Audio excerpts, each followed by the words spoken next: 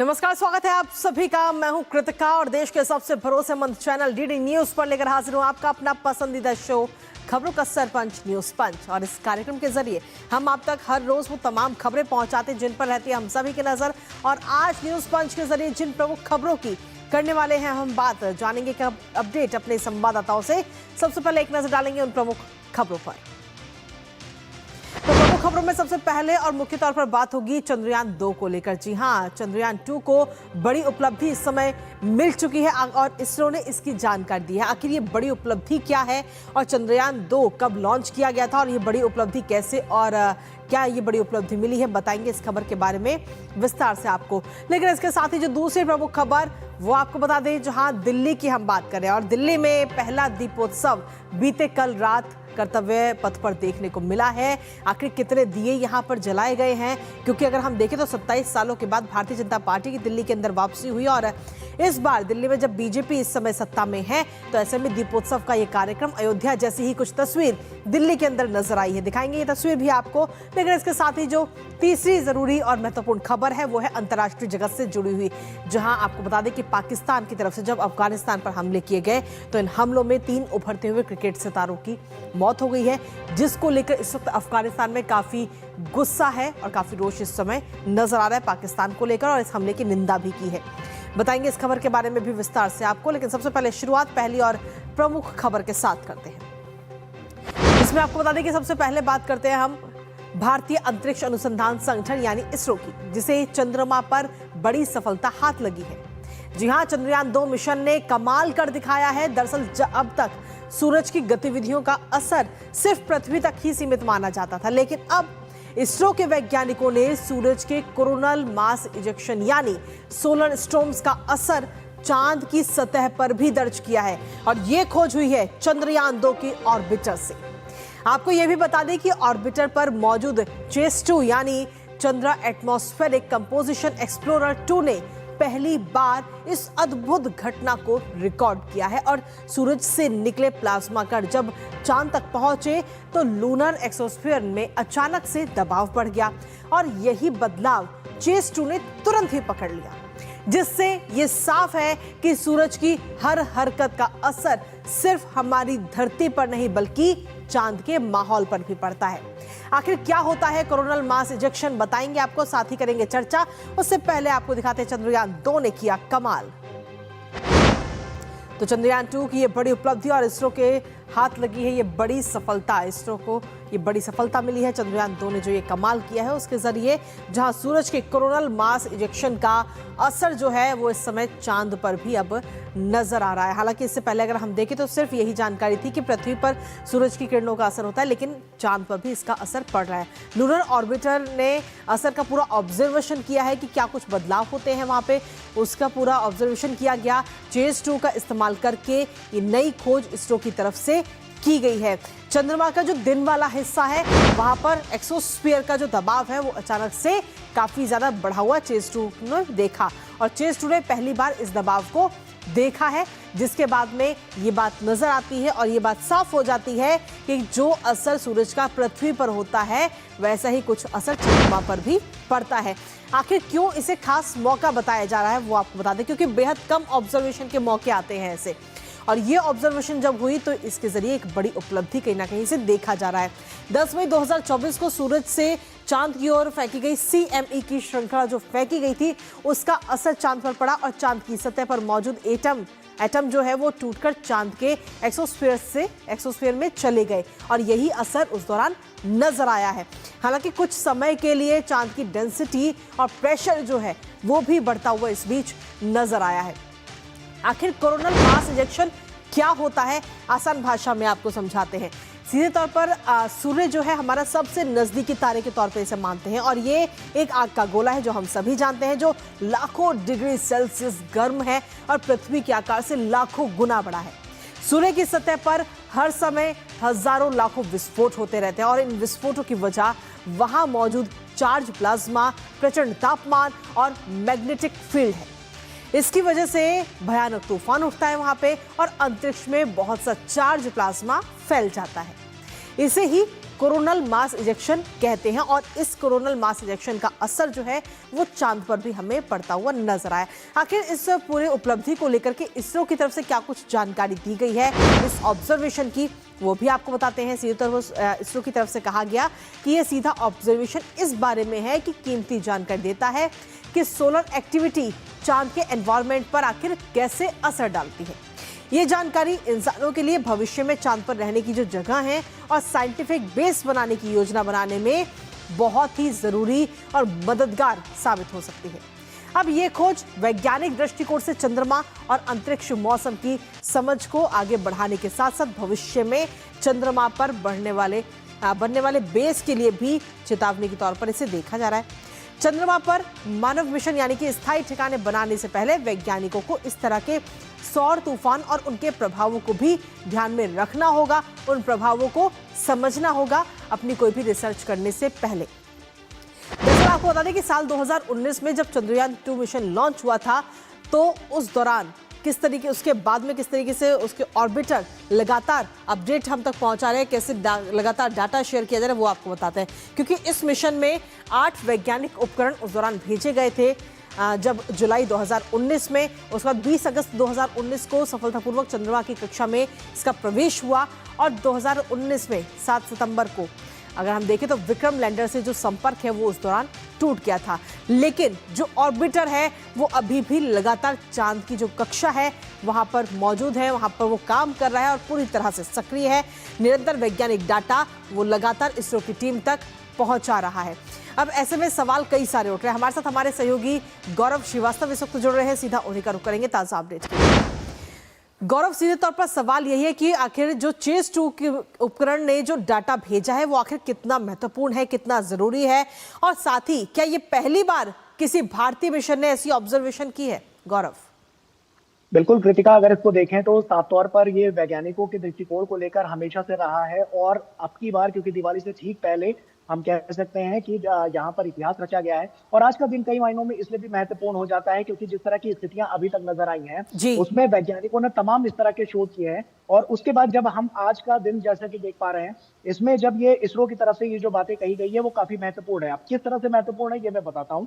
क्योंकि 2019 में जब हमने देखा कि जुलाई में जिस तरह से लॉन्चिंग हुई और उसके बाद चंद्रयान 2 जिस तरह से दक्षिण जो साउथ पोल है वहां पर किस तरह से उसने चंद्रमा पर लैंडिंग की, उसके बाद से हालांकि बहुत सारी चीजें थी जिससे कनेक्शन भी थोड़ा सा वीक नजर आ रहा था, लेकिन उसके बाद जब अब ये जो पूरा डेटा भेजा गया है जिसको रिकॉर्ड किया गया है ये कई मायनों में बहुत महत्वपूर्ण है। कि साफ तौर पर हमेशा से ये देखा गया था क्योंकि हम जैसा कि जानते हैं अगर हम चंद्रमा की बात करें तो वहां पर वो एक तो वायुहीन है और दूसरा वहां पर चुंबकीय क्षेत्र वो रहित है। मतलब अगर उसको हम देखें तो वहां पर उस तरह की स्थितियां नहीं नजर आती हैं। लेकिन जब वहां पर वैज्ञानिक ने जब ये तमाम तरह के शोध किए और जिसमें ये चीजें रिकॉर्ड हुई हैं तो उसमें साफ तौर पर एक चीज तो बहुत अहम हो जाती है कृतिका, क्योंकि वहां पर जिस तरह की स्थितियां थी उसमें वायुमंडल में किस तरह का प्रभाव पड़ा और कैसे जब सूर्य की तरफ से जब हमने देखा किस तरह की जो तमाम बातें थी वो निकलकर सामने आई, उससे बहुत कुछ यहाँ पर नजर आया है। हम अगर इसको देखें जिस तरह की बात कर रहे हैं चेस 2 की बात कर रहे हैं उसने जो डेटा भेजा है वो काफी महत्वपूर्ण इसलिए है क्योंकि भविष्य में भी इसको लेकर तमाम तरह के जो शोध हैं उनमें आगे बढ़ते हुए और ज्यादा इसमें स्थितियां और ज्यादा बेहतर होती हुई नजर आएंगी। और ये जो तमाम डेटा है क्योंकि हम जिस वायुमंडल की बात कर रहे हैं, जिस पतले वायुमंडल की बात कर रहे हैं चंद्रमा की सतह पर, उसमें भी तमाम तरह के बदलाव देखे गए हैं और वहां पर देखा गया कि जो परमाणु है, जो अणु है, उसमें काफी उनका जो घनत्व है वो काफी ज्यादा बढ़ गया इसके बाद से। और इस तरह की जो स्थितियां रही हैं जैसा कि हम जानते हैं अंतरिक्ष में, वहां पर इससे निपटने के लिए और इससे बदलाव के लिए बहुत सारी चीजें वैज्ञानिक लगातार तलाशते रहे हैं और उसमें ये कहीं ना कहीं एक मील का पत्थर साबित होता हुआ नजर आ रहा है जो आने वाले और बेहतरी साफ तौर पर दिखाता हुआ नजर आएगा। जी एक और छोटा सा सवाल आपसे, आपने भविष्य की बात करी तो ऐसे में क्या सूरज की जो गतिविधियां हैं उसको फ्यूचर में अंतरिक्ष मिशनों की टाइमिंग तय करने में भी बड़ी भूमिका निभाते हुए नजर आएगी? देखिए ये कहा जा सकता है कृतिका, और इसको इस तरह से भी समझा जा सकता है क्योंकि सूरज जिस तरह से हमने देखा है कि जो जिस तरह से अलग अलग प्लैनेट पर अलग अलग तरह से काम करता है उस तरह की जो प्रतिक्रियाएं सामने आती हैं वो कहीं ना कहीं इन क्रियाओं को और ज्यादा प्रगतिशील बनाती हुई नजर आती हैं। और साफ तौर पर जैसा कि आपने जो सवाल पूछा उसमें देखें तो वायुमंडल में हमेशा से इस बात का दबाव देखने को मिला है और इसीलिए हमेशा से देखा गया है कि कहीं ना कहीं जो स्थितियां हैं वो अनुकूल रहें और उसको बनाने के लिए भी इसमें इसकी संरचना को, इसके समय अनुसार को और इसके जी। परिवर्तन को किस तरह से रिकॉर्ड किया जाए, इसके लिए लगातार इस तरह के शोध किए जाते हैं जो कहीं ना कहीं जो मौसम परिवर्तन चीजें हैं, जैसा कि हम देखते हैं कि जो हमारे पृथ्वी पर नजर आती हैं और जैसा कि हम देखते हैं कि जो वायुमंडल में भी नजर आती हैं और अंतरिक्ष में भी जब नजर आती हैं, तो वहां पर हम कह सकते हैं कि इस तरह के जो बड़े बदलाव हैं वो लगातार बड़ी तस्वीर पेश करते हुए नजर आते हैं। और जी। यही सब कुछ है जो आने वाले समय के लिए जो वैज्ञानिकों की दृष्टि से जी। और भारत की दृष्टि से और साफ तौर पर जो चंद्रमा में इस तरह की जो तस्वीरें आई जी हैं, गौरव। उससे एक बात तो साफ हो जाती है कि वहां पर जीवन किस तरह से हो सकता है और किस तरह से ये जो चीजें हैं उसको कैसे प्रभावित कर सकती हैं। जी। इसलिए ये खोज बहुत महत्वपूर्ण मानी जा रही है। बहुत बहुत शुक्रिया गौरव, तमाम जानकारी हमारे साथ साझा करने के लिए और बेहद ही आसान भाषा में इन सवालों का जवाब देने के लिए बहुत शुक्रिया आपका। और इसी के साथ चलिए अब रुक करते हैं हमारी अगली महत्वपूर्ण खबर का। त्रेता युग में भगवान श्री राम 14 साल का वनवास काटकर अयोध्या लौटे तो घी के दिए जलाए गए और काली स्याह रात रोशन होती। और अब कलयुग में भगवान राम तो नहीं लौटेंगे, लेकिन खुद को सनातनी सरकार कहने वाली भारतीय जनता पार्टी अब 27 साल के वनवास के बाद दिल्ली की सत्ता में लौटी है। तो दिवाली तो कुछ खास होनी ही थी और बीते कल यानी धनतेरस की रात दिल्ली के कर्तव्य पथ पर उसी की बानगी देखने को भी मिली है, जब दिल्ली सरकार ने भव्य दीपोत्सव से एक संदेश दिया। और ये संदेश था सनातनी भव्यता का, जिसकी सनातनी दिवाली का, जिसकी भव्यता और अद्वितीयता का कोई मुकाबला ही नहीं। अयोध्या नगरी की तर्ज पर ही इस साल दिल्ली में कर्तव्य पथ पर 1,51,000 दिए एक साथ जगमगा उठे और इस सुनहरी रोशनी ने राजधानी की सुंदरता में 4 चांद लगा दिए। आखिर कैसा रहा बीते कल का ये नजारा, वो दिखाएंगे आपको, साथ ही करेंगे चर्चा अपने संवाददाता से। लेकिन उससे पहले आपको दिखाते हैं दिल्ली में भव्य दीपोत्सव। तो दिल्ली में ये भव्य दीपोत्सव की बानगी बीते कल देखने को मिली है। हालांकि हम देखें तो हर साल अयोध्या में जरूर इस तरीके की तस्वीर सामने आती है, लेकिन इस बार दिल्ली में भी कुछ इसी तरीके की बानगी देखने को मिली है। धनतेरस की रात जगमग होती हुई राजधानी दिल्ली नजर आई है और दियों से जगमगा उठा है कर्तव्य पथ, जिसकी तस्वीर भी इस समय आपको दिखा रहे हैं। इस दौरान 1,51,000 दिए यहां पर लगाए गए, जिससे पूरा दिल्ली शहर जो वो रोशन उठा। और पहली बार अयोध्या की तर्ज पर दिल्ली में भी उसी तरीके का कार्यक्रम किया गया है। इसके साथ ही सिर्फ दिए नहीं जलाए गए, बल्कि रामकथा, ड्रोन शो और सांस्कृतिक प्रस्तुतियों ने भी वहां पर मौजूद लोगों का मन मोह लिया है।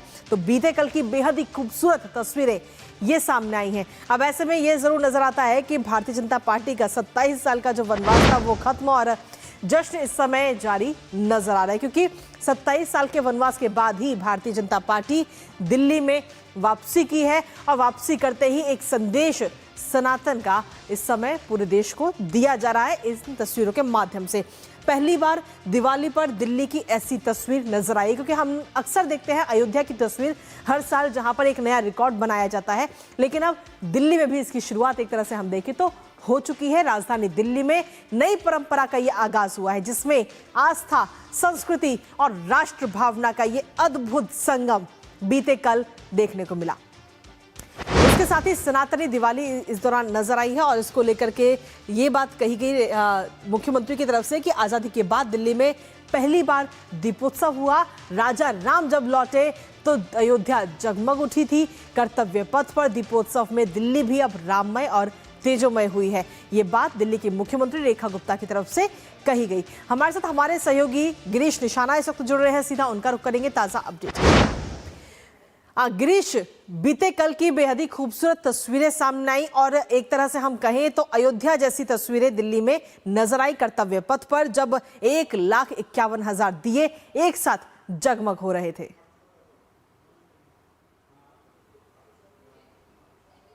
जी बिल्कुल कृतिका, आपने ठीक कहा। इस बार जो है कर्तव्य पथ पर कल का नजारा अद्भुत था। और अगर हम बात करें पूरे कर्तव्य पथ पर तो लाखों दिए ऐसे जगमग हो रहे थे मानो जो है दीपावली से पहले, और भगवान राम के स्वागत के लिए जिस तरह से तैयारियां की जाती जी हैं, उन्होंने संदेश देने का प्रयास किया कि किस तरह से जो भारतीय संस्कृति है, भारतीय परंपरा है, उसको जीवित रखने का ये दिल्ली की जो सरकार है, रेखा सरकार है, सनातनी सरकार ये कही जाती है। और उन्होंने अपना पूरा पालन करते हुए कर्तव्य पथ पर लाखों दिए कल एक साथ जलाए। इतना ही नहीं, न केवल दिए जलाए बल्कि इंडिया गेट के ऊपर जो लोग भी आसपास से कल गुजर रहे थे तो उन्होंने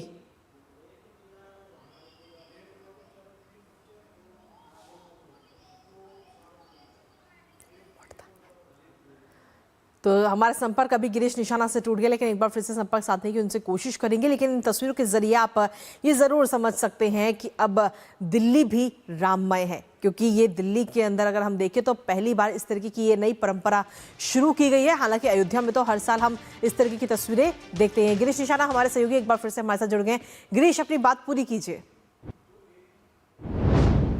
तो मैंने जैसे कहा कि रेखा गुप्ता हमेशा कहती हैं कि ये दिल्ली की जो सरकार है सनातनी सरकार है, और सनातनी सरकार जो है भारतीय संस्कृति को, परंपरा को जीवित रखे हुए है, और उसी की वानगी कल कर्तव्य पथ पर भी देखने को मिली, जब लाखों दिए एक साथ कर्तव्य पथ पर देखने को मिले। इतना ही नहीं, वहां जब लोग आसपास से गुजर रहे थे तो उन्होंने देखा कि इंडिया गेट के ऊपर ड्रोन के माध्यम से अद्भुत आकृतियां भगवान राम की बनाई गई थी। उनको लोग देख के कहीं ना कहीं मोहित हो रहे थे, और भगवान राम के जो दर्शन करने को लोगों को सौभाग्य मिला, उसके लिए खास तौर पर दिल्ली की जो नई सरकार है, रेखा सरकार है, उसका भी लोगों ने बहुत बहुत धन्यवाद किया। और कल जो न केवल दिल्ली की मुख्यमंत्री कर्तव्य पथ पर मौजूद थी, उनके साथ उनके पूरा मंत्रिमंडल, अधिकारी और दिल्ली की जनता वहां पर मौजूद थी, और सब दिल्ली के अंदर दीपोत्सव मना रहे थे। तो अद्भुत नजारा देश की राजधानी दिल्ली में कृतिका कल देखने को मिला। जी गिरीश, क्योंकि आप खुद वहां पर मौजूद थे, आपने जो लोग वहां पर आए थे इंडिया गेट घूमने के लिए या किसी भी और काम से, आपने उनसे बात भी की होगी। उनकी तरफ से किस तरीके की प्रतिक्रिया नजर आई जब उन्होंने अयोध्या वाला नजारा देश की राजधानी दिल्ली में देखा?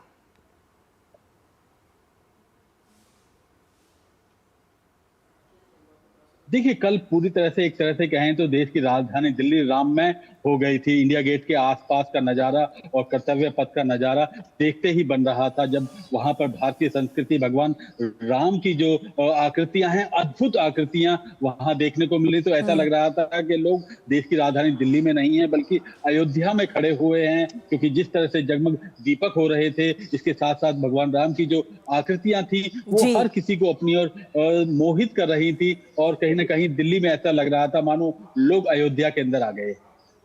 चलिए, बहुत बहुत शुक्रिया गिरीश, तमाम जानकारी हमारे साथ साझा करने के लिए, इस महत्वपूर्ण खबर से जुड़ी हुई। तो सीधे तौर पर अगर हम देखें तो ये बेहतरीन और बेहद ही खूबसूरत तस्वीरें बीते कल दिल्ली, देश की राजधानी दिल्ली के कर्तव्य पथ से सामने आई है, जहां पर अयोध्या वाला नज़ारा देखने को मिला है। जो लोग भी वहां पर घूमने गए थे और किसी भी और काम से गए थे, उन्होंने भी कहा कि अब दिल्ली में सनातन की सरकार है, और ऐसा नजारा अब आगे भी उन्हें देखने को मिलेगा। इसी बीच न्यूज पंच में रुकेंगे छोटे से ब्रेक के लिए, आप बने रहिए हमारे साथ। हर पल बदल रही है दुनिया, इसलिए हर खबर रखती है मायने। यूरोप से लेकर अफ्रीका, अमेरिका से लेकर एशिया, दुनिया के हर कोने से बड़ी खबरें, हर मुद्दे की गहराई से पड़ताल, लेटेस्ट अपडेट और सटीक विश्लेषण। देखिए अंतर्राष्ट्रीय खबरों का भरोसेमंद कार्यक्रम खबर दुनिया की, सोमवार से शुक्रवार शाम 7 बजे डीडी न्यूज पर। और ब्रेक के बाद एक बार फिर से स्वागत है आप सभी का। अब बात करते हैं पाकिस्तान की शर्मनाक हरकत की। पाकिस्तान की कायरता की सारी हदें अब पार हो चुकी हैं। एक बार फिर से पाकिस्तान ने अपनी ओछी हरकतों से इंसानियत को शर्मसार कर दिया। पक्तिका प्रांत में अफगानिस्तान के 3 उभरते हुए क्रिकेट सितारों को अपना सपना पूरा करने से पहले ही आसमान से बरसाई गई मौत ने छीन लिया। जी हां, पाकिस्तान की सेना ने बर्बरता की सारी हदें लांघते हुए पक्तिका प्रांत पर हवाई हमले किए, और इन हमलों में देश का भविष्य, अफगान क्रिकेट का उज्जवल कल सदा के लिए बुझ गया। अफगानिस्तान क्रिकेट बोर्ड यानी कि ACB ने इस हमले की कड़ी निंदा की, तो वहीं ICC के अध्यक्ष जय शाह ने भी क्रिकेटरों की मौत पर दुख जताया। गम, गुस्से और इंसाफ की मांग के साथ अब अफगानिस्तान ने बड़ा फैसला लेते हुए पाकिस्तान में होने वाली ट्राई सीरीज से नाम वापस ले लिया है, क्योंकि जब बम गिरते हैं तो बल्ला खामोश हो जाता है। और ऐसे में सवाल ये कि आखिर कब तक पाकिस्तान इस तरह की कायराना हरकत करता रहेगा। इस खबर पर बात करेंगे अपने संवाददाता से, उससे पहले आपको दिखाते हैं पाकिस्तान का कायराना हमला। तो पहली बार नहीं है जब पाकिस्तान की तरफ से इस तरीके का कायराना हमला किया गया हो। पाकिस्तान ने अफगानिस्तान पर यह हवाई हमला किया है, जिसमें पक्तिका प्रांत में पाकिस्तान की तरफ से यह हमला किया गया। इसके साथ ही आपको बता दें कि इस हमले में 3 उभरते हुए क्रिकेटरों की जान चली गई, उनकी मौत हो गई। दोस्ताना क्रिकेट मैच में वो भाग लेने गए थे, लेकिन इसी बीच जब पाकिस्तान की तरफ से हमला किया गया तो उनकी मौत हो गई। उर्गुन में घर लौटने के बाद ये निशाना बनाया गया। स्थानीय सभा के दौरान निशाना बनाया गया है। तो अलग ही ये तस्वीर सामने आई, लेकिन अफगानिस्तान की तरफ से काफ़ी गुस्सा और रोष भी सामने आ रहा है और काफ़ी इस हमले को कायराना बताते हुए इस हमले की कड़ी निंदा भी की जा रही है। आखिर अफगानिस्तान के वो कौन से 3 क्रिकेटर्स थे जिनकी इस हमले में मौत हो गई, वो आपको बताते हैं।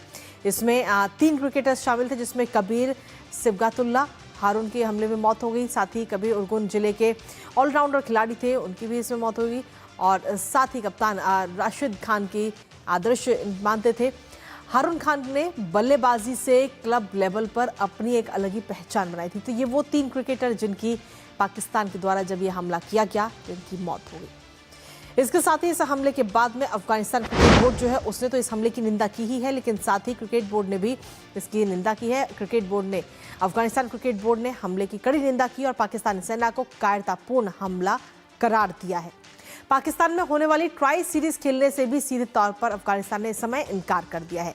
साथ ही आपको बता दें कि आईसीसी के अध्यक्ष जय शाह ने इस हमले पर दुख जताया है और बेमतलब हिंसा के कृत्य में खत्म हुई युवाओं की उम्मीदें, ये बात उनकी तरफ से कही गई। यानी कि अगर हम देखें तो पाकिस्तान ने जो ये कायराना हरकत करी है, अब उसकी चौतरफा निंदा भी हो रही है। हमारे साथ हमारे सहयोगी गौरव कुमार इस वक्त जुड़ गए हैं, सीधा उनका रुख करेंगे ताज़ा अपडेट के लिए। गौरव, अगर हम देखें तो अब जब अफगानिस्तान ने ट्राई सीरीज से नाम वापस ले लिया है, तो आखिर इसका असर आने वाले अंतर्राष्ट्रीय क्रिकेट संबंधों और टूर्नामेंट्स पर कितना पड़ता हुआ नजर आ सकता है? ज़ाहिर तौर पर इसमें कहीं ना कहीं पाकिस्तान जो है वो अब कहीं ना कहीं अलग थलग भी जो है वो पड़ता हुआ नज़र आएगा। और काफ़ी समय से अगर क्रिकेट की बात करें तो जिस तरह से ये देश जो है वो क्रिकेट की सूखा जो है झेल रहा था, हम जानते हैं कि किस तरह से 2009 में श्रीलंका की टीम पर जब पाकिस्तान के लाहौर में हमला हुआ था, और तब से लेकर के पाकिस्तान के जो अंदरूनी हालात रहे हैं वो हमेशा से ख़राब होते रहे हैं। जगह जगह बम धमाके जिस तरह से होते रहे हैं, जिस तरह से वो उनका जो कहना चाहिए कि जो आपसी जो उनकी कला है वो कहीं ना कहीं हमेशा से एक बड़ा बिंदु रही है। और इसकी वजह से जो है वो जो विदेशी खिलाड़ी हैं उनको हमेशा कहीं ना कहीं एक निशाना जो है वो बनते आए हैं, चाहे वो श्रीलंका क्रिकेटर्स की बात हो या फिर अभी ताज़ा हालात अगर देखें तो जिस तरह से अफगानिस्तान के ये 3 युवा क्रिकेटर थे। आप खुद देखिए कि किस तरह से अफगानिस्तान ने अपने आप को एक क्रिकेट के कंट्री के तौर पर अपने आप को मैच्योर किया है, और इसमें कहीं ना कहीं भारतीय क्रिकेट कंट्रोल बोर्ड ने जो है वो उसको हर, चाहे आर्थिक तौर पर हो चाहे प्रैक्टिस के तौर पर हो, हमेशा भारतीय क्रिकेट कंट्रोल बोर्ड जो है वो अफगानिस्तान क्रिकेट बोर्ड के साथ खड़ा रहा है। उनके खिलाड़ी जो हैं वो यहाँ पर आकर के प्रैक्टिस करते हैं, उनको देहरादून में यहाँ पर प्रैक्टिस सेशन जो है वो वहाँ पे अपना प्रैक्टिस भी करते हैं, और कई मैचेस जो है वो भी वहाँ पर खेलते हैं। इसके अलावा ग्रेटर नोएडा है, वहाँ पर जाकर के ये जो है वो वहाँ पर अपने प्रैक्टिस सेशन में हिस्सा लेते हैं। तो कहना पड़ेगा कि अब क्योंकि जिस तरह से बीसीसीआई का भी रिएक्शन आया और फिर उसके बाद आईसीसी ने भी जिस तरह से अपना रिएक्शन दिया है इसको लेकर के, क्योंकि खिलाड़ी जो होता है, जो खेल होता है वो हमेशा जोड़ने का काम करता है, ना कि तोड़ने का कोई काम करता है। लेकिन जिस तरह की हरकत पाकिस्तान की ओर से हुई है, जिस तरह से पाकिस्तान की ओछी हरकत जो है वो यहाँ पर देखने को मिली है कि आप खिलाड़ियों को निशाना बना रहे हैं, तो जाहिर तौर पर आने वाले समय में आईसीसी का कहीं ना कहीं हंटर जो है वो पाकिस्तान को देखने को पड़ सकता है, देखने को मिल भी सकता है। क्योंकि इस तरह की जो हरकत हुई है वो जाहिर तौर पर अगर पूरे क्रिकेट बिरादरी की बात करें तो न केवल अफगानिस्तान के क्रिकेटर्स बल्कि पूर्व भारतीय क्रिकेटर्स ने भी इस हमले की जो है वो गहरी निंदा की है और गहरी आलोचना की है। क्योंकि आप किसी युवा प्रतिभा को इस तरह से आप खत्म नहीं कर सकते। और फिर बेशर्मी देखिए किस तरह से पाकिस्तान की है कि जब ट्राई सीरीज से अफगानिस्तान ने अपना नाम वापस ले लिया तो उन्होंने जिम्बाब्वे को ऑफर दिया। यानी कि कहीं ना अपने जो एक कमी है, जो अपनी जो एक गलती हुई है उसको मानने की बजाय वो इससे आगे बढ़ गया और उन्होंने जिम्बाब्वे को अपने यहाँ बुलावा दे दिया। लेकिन जाहिर तौर पर जिस तरह के सिनारियो बनता जा रहा है तो जी गौरव। ये खिलाड़ियों के बीच भी कहीं ना कहीं एक बड़ा चिंता का विषय रहेगा पाकिस्तान में जाकर खेलने का, सुरक्षा का। जी। इसके साथ ही गौरव, अगर हम देखें तो अफगानिस्तान क्रिकेट बोर्ड ने तो इस हमले की निंदा की ही है और साथ ही आईसीसी अध्यक्ष जय शाह ने भी दुख जताया इस हमले को लेकर, लेकिन क्या संयुक्त राष्ट्र जैसी संस्थाओं की तरफ से किसी प्रकार की कोई आधिकारिक प्रतिक्रिया इन हमलों को लेकर आई है और 3 क्रिकेटरों की मौत को लेकर?